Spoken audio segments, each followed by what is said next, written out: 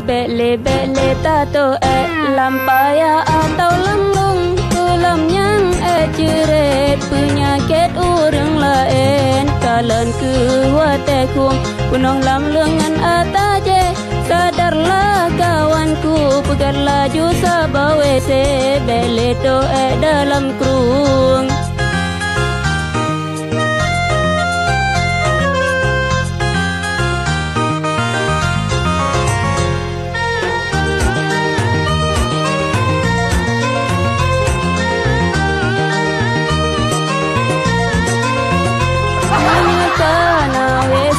tato api kamangan awat kena rajin meble mata leru mo binek lewe sejihana mupan awat ja ulung payah plung karat oh sungguh tat maleng meninte kamu sapan bele tato lampaya atau lenglung menyasi tanah peng kubloka mengwese pegat menyena wese umum laju neplung lampah jerat kadang sila pasien negara hemangat cepat dan male di lebafa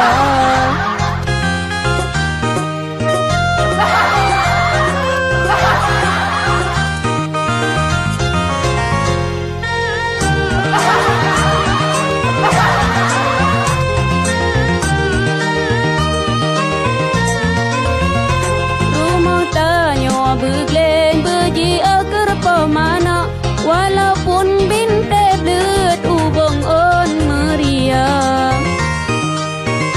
Tak pula tanaman yang jeta jaga ubat Singa akal sakit jeta jebnyan ke ubat Misejian mulu nomor satu gatat ubat Bele ba pempes Tabah bro udah lenglung singa roh megidang Kemaliganan atanya luaji betanya Lebulin mantang luat Nyok kesabah lagu lucu jika hiburan Atau puskesmas mane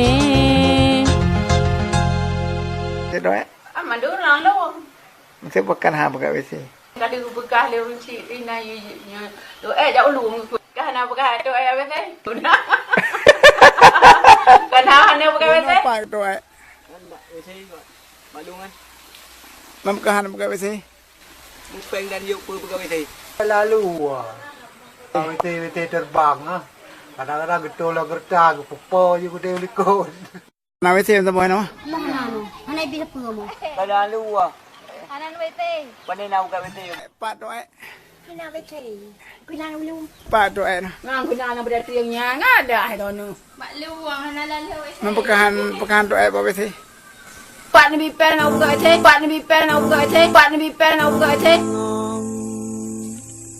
Bungong lon sayang, bungong pujaan, lam sabo desa.